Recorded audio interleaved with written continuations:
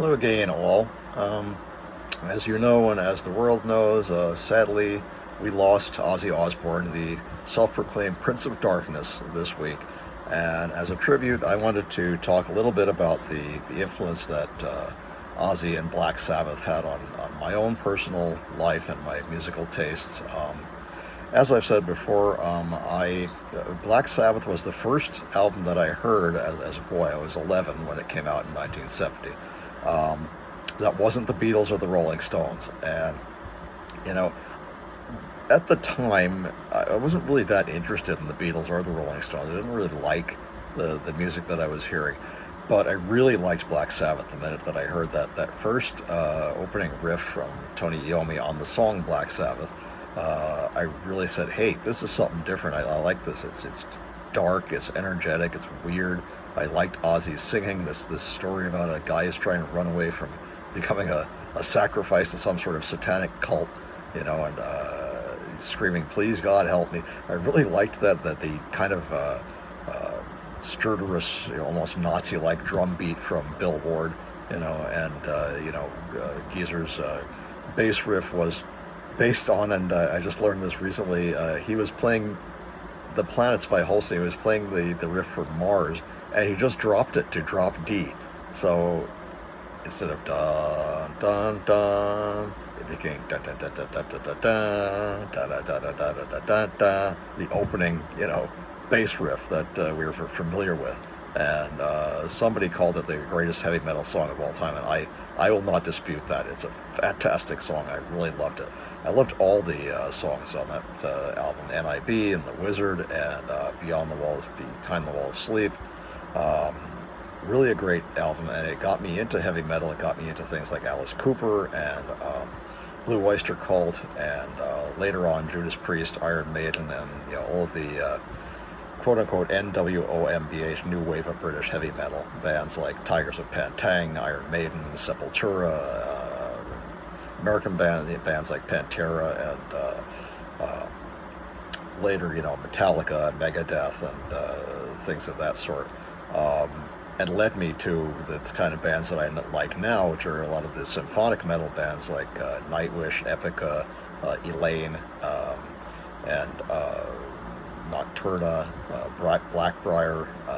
Burning Witches was a great band who I just recently discovered, who do a number of really great Black Sabbath covers, by the way, including one really fantastic one of Headless Cross by Tony Martin from that period of Black Sabbath, and also a great cover of Heaven and Hell from the Ronnie James Dio period. And that leads me more into my involvement.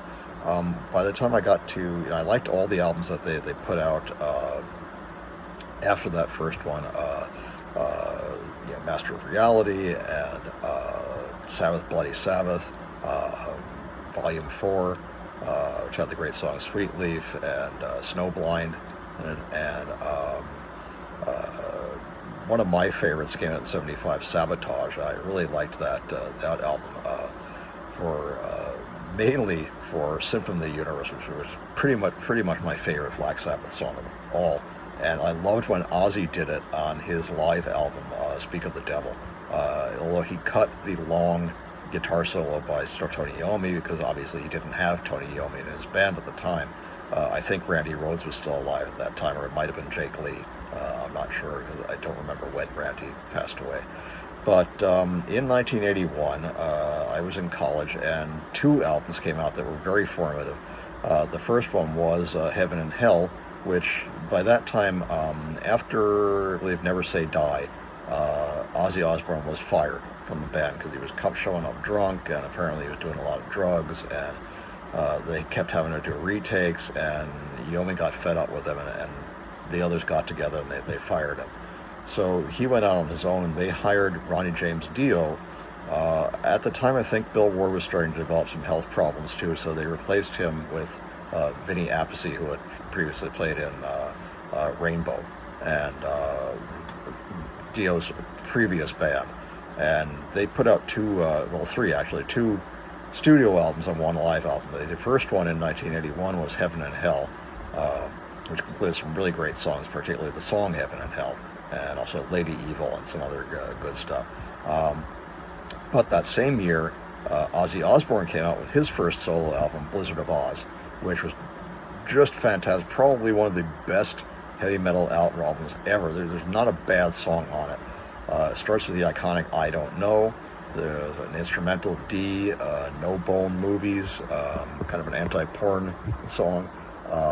The heavy metal song pretty much of all time, Crazy Train, which everybody plays at every single sporting event ever, and have done so ever since.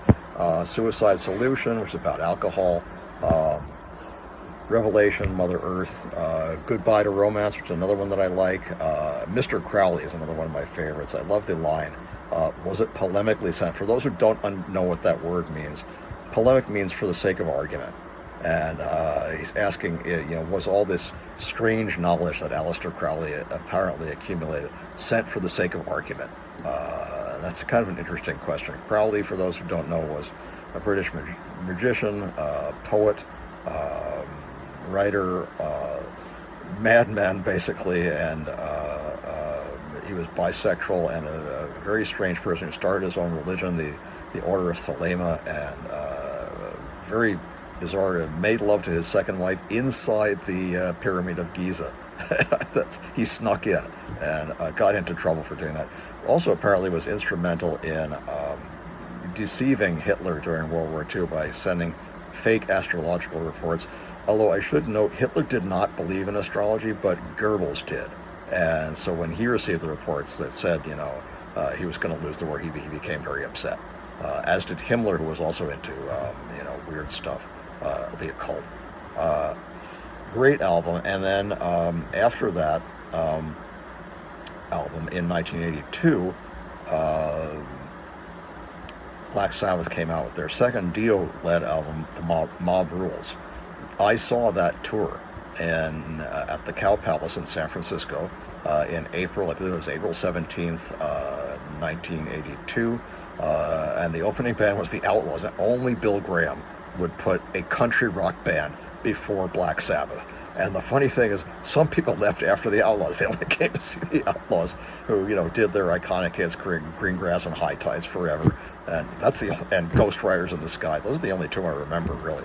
A bunch of other songs that people were actually booing them at a certain point. And then Sabbath came on; they were very good. I'll post the set list later, but I remember, it was pretty much. They did NIB, they did War Pigs, they did Paranoid, they did Heaven and Hell, Neon Knights, which was from Heaven and Hell, Lady Evil from Heaven and Hell, they did Mob Rules, they did Sign of the Southern Cross, which I think was the best song that they did. They did not do Symptom of the Universe. They did do, I believe, The Wizard. They did, let's see, I know they closed with Children of the Grave. Children of the Grave was the encore. And it should be noted that although Dio had a terrific voice, his voice was bass, whereas Ozzy's, I believe, is baritone, and he could not reach some of the high notes that Ozzy reached on a couple of the songs, particularly NIB. He could not hit those same high notes, and it was somewhat noticeable.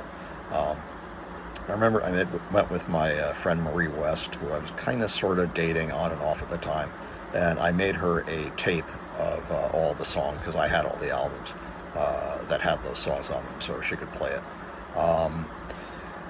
To say that they had a great influence on my musical taste is a gross understatement. I would not be into, all these symphonic metal bands that I like now, like Burning Witches with the fantastic and gorgeous Laura Goldemond, a great Dutch singer, or Nightwish, which had Floor Jansen, another beautiful Dutch singer.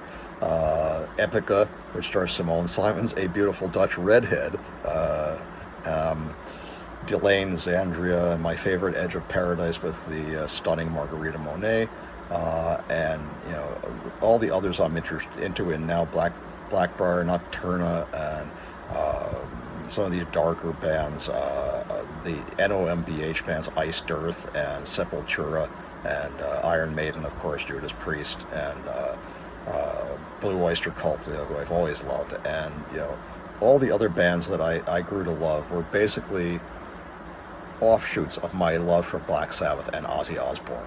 And so, I miss Ozzy very much, and I hope that wherever he is, Ozzy, you'll never die. Your music will always be with us, and Ozzy lives.